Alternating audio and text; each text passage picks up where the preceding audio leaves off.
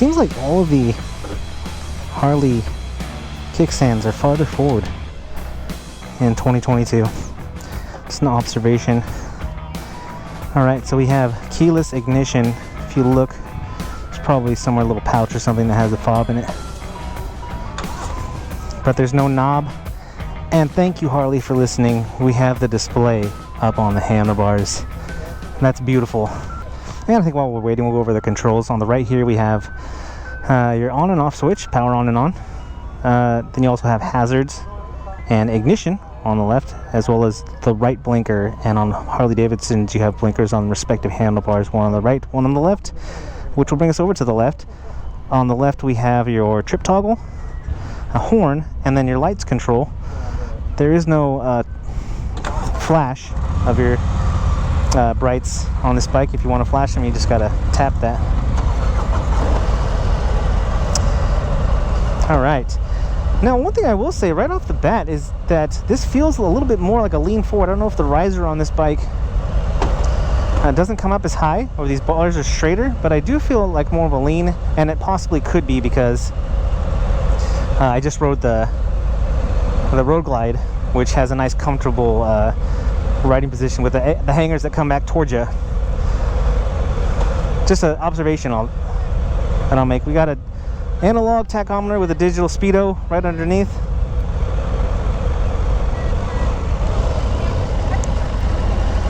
All right, here we go. Now, of course, we have this speed screen up in front. Not much of a fairing, but it is going to deflect some wind. It's noticeable. I've ridden the Low Rider S a few times, and compared to just a standard bike that has no fairing up front, it's going to be slightly less wind in your facey. I don't have a term for it, so there you go. But of course, the big difference in the Low Rider S this year is the 117 cubic inch Milwaukee 8 engine. It's the largest displacement engine that's available on Harley-Davidson cruisers, and it's popped into one of these bikes. You know, when you're talking about performance-wise, it's more of just being able to say, I have a 117 Milwaukee 8 engine in my bike. You're not looking at a whole lot more torque, and looking at a whole lot more horsepower. But a lot of riders are going to end up making that modification, that upgrade to the 117 or perhaps a 131 cubic inch modification. So, you know, having that as a standard option in the Low Rider S this year is impressive.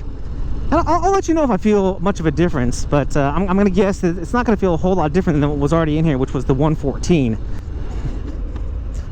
Okay, so I didn't mention it much, but I did say that the speedometer is no longer here, which with a full-faced helmet on, when you're trying to take a look at your speedometer, I'm looking straight ahead here with my head up.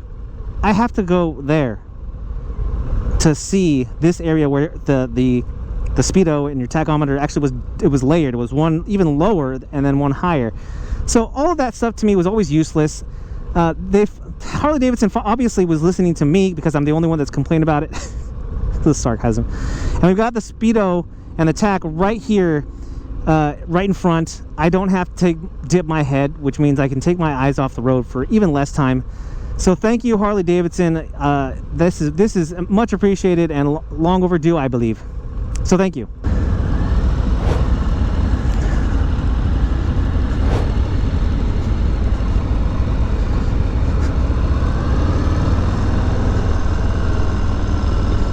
All right. Now, even for a 117, you know, we're talking about a bike here, cruiser, and so the power delivery here is still fairly linear. Obviously, on Harleys and on big V-twin cruisers, it's going to have a lot of low-end torque. But if you're gentle with the throttle, I don't think you're going to get overwhelmed here with how torquey a bike like with a 117 cubic inch V-twin engine could be. Obviously, we're going to get here on the freeway. We're going to get a little more spirited in this ride, and so we're going to get an idea of how quick you can get on it. But you know, it's the power delivery here is nice. It's nice and gentle as you roll on this throttle. Nice linear power. Now seat height here, I believe is around 27 inches. It might be slightly higher than that, but I believe it's around there. Which means when I, at 5'6", 30-inch inseam stop, I can get both feet firmly flat on the ground. I'm talking about even bending my knees here as I'm waiting. I am resting my leg here on the derby cover on the primary, and it is kind of warm. I'll just make note of that. Low Rider S has been standard with mid controls for as long as I can remember, and that's no different here. Which to me, it's kind of nice, because if I had to be leg stretched out for forward controls and then have this little bit of a lean forward here for the handlebars, that could be much more uncomfortable than this is. And that's what always appealed to me about the Low Rider S, was that it was a Harley, even before when it was a Dyna, that was much more accessible for someone at my size. You know, obviously the seat height here is low enough. I'll have the specs for ground clearance as well, but when you're talking about reaching forward for those controls back on the old like Breakout, and even the Fat Bob, those forward controls can be overwhelming for a reach for a shorter rider. And so loved it about the Low Rider S, and it's no different here on the 2022 ST or S model, not the ST. I got a lot of stop and go here, a lot of red lights that we were hitting all green before on the previous test ride that I had, but we're gonna get on the freeway here after this light, so that'll be the end of this. Shifting here is really nice. You know, the shifting used to be very clunky. I have a Sportster 2002. It's not even fuel injected, it's carbureted, and it's very clunky, but it's so smooth on the newer models. You still do have a click, but it's not as heavy or as clunky as it was before. So it's been very smooth, and very noticeable difference between the old Dynas and the especially, you know, obviously if you're going from an older like Sportster model. All right, let's open this thing up.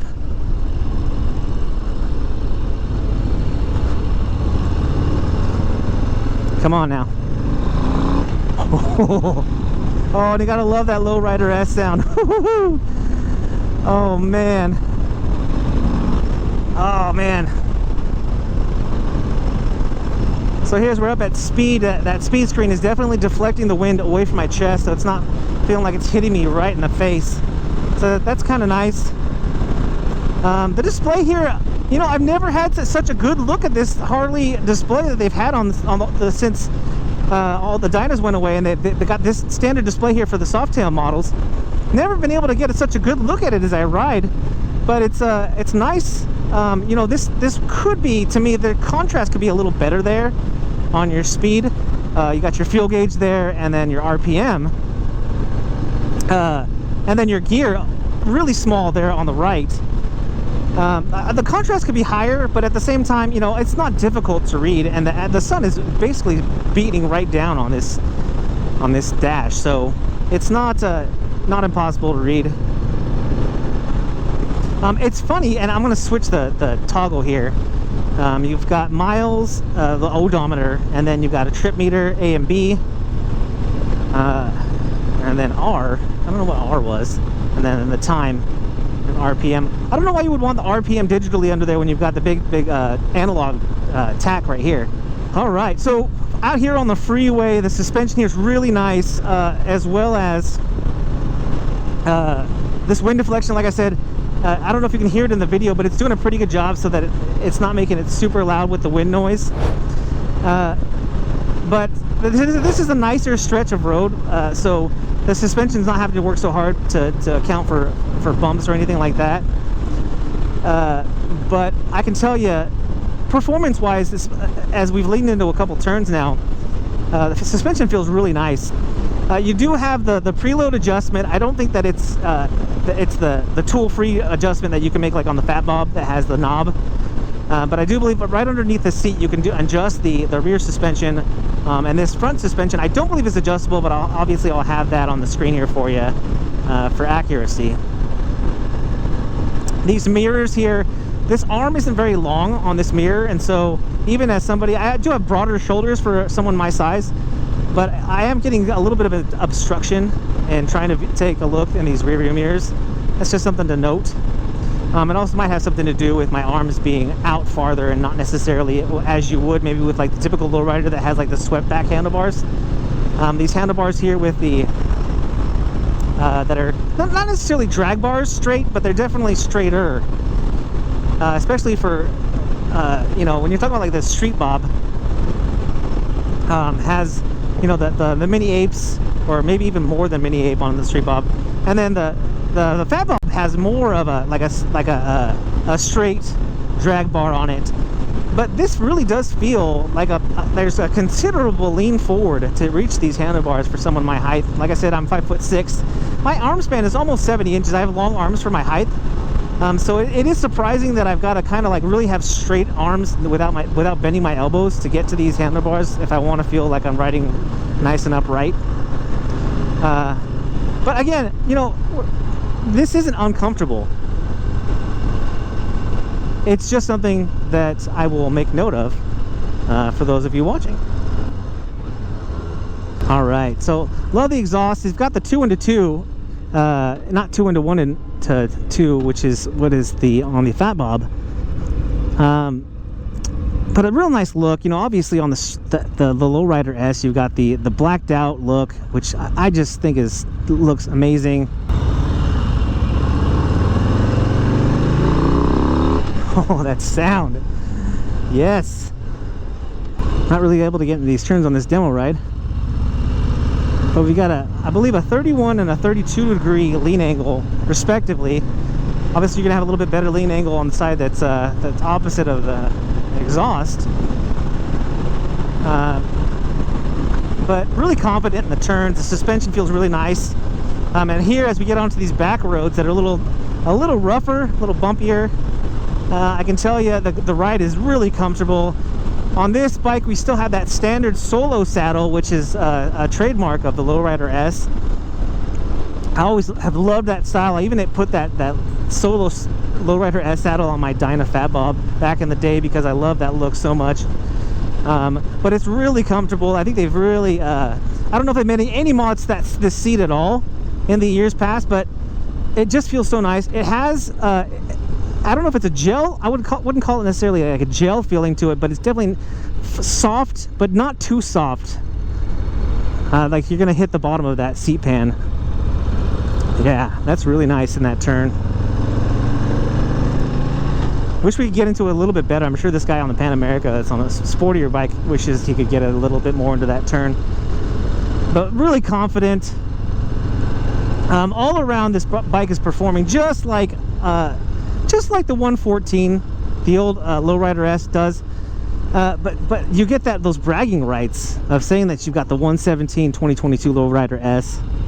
Kind of all the way down to first gear on that one.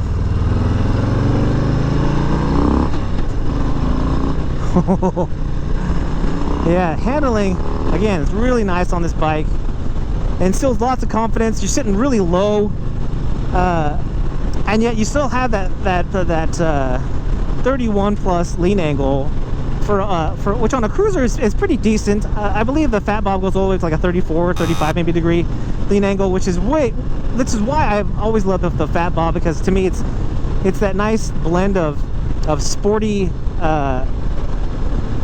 bike. You still have the comfortability of a cruiser, but this Low Rider S, I mean, it's a Low Rider S. You still have the bronzed out wheels. To me, I think they've done a little bit better with the finish on the Low Rider S wheels. Before, they would kind of get this dirty look, which, you know, to each their own. Some people might love that, but to me, it always looked like if I had the Low Rider S with the bronze wheels, that you could never get them to the way that they looked when you first bought them. And this one definitely looks like it's a little bit better. The finish is a little bit better. You got the dual disc brakes in front, and I'll have specs for the full specs on the brakes here for you guys to look at, and ABS. And really, the brakes here feel great. We haven't had to really make like a quick stop or anything, but they perform just as you would expect on a premium cruiser like the Low Rider S. Now, the one thing that I do like that they kept from the Dyna version of the Low Rider S, which they didn't on the Fat Bob, was the 5-gallon tank. You still have the 5-gallon tank on the Low Rider S. It does say an estimated 47 miles per gallon. Obviously, I think that if you're riding a Low Rider S, you're not too concerned about your gas mileage, but that's just something I'll make note of if you're curious. I'm guessing you're probably going to get closer to the high 30s. I'll definitely have numbers even from like fuely.com so that you guys have some accurate numbers on the fuel economy. But you've got a 5-gallon tank here, so I mean you're going to be riding a while before you have to worry about you know, filling up. We're definitely not riding as aggressively as we did on a previous rides, but man, this bike just handles so well. It feels so comfortable. I've gotten used to the lean forward here a little bit, but what I will say though about leaning forward is that I can definitely feel on a bike like this where you don't have maybe hangers that will put your hands a little bit closer where you could bend your elbows a little more.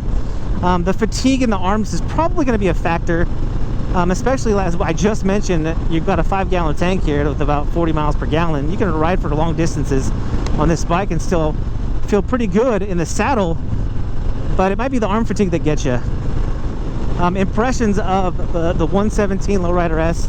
I'm just gonna say I can't really tell a difference between the 114 and the 117.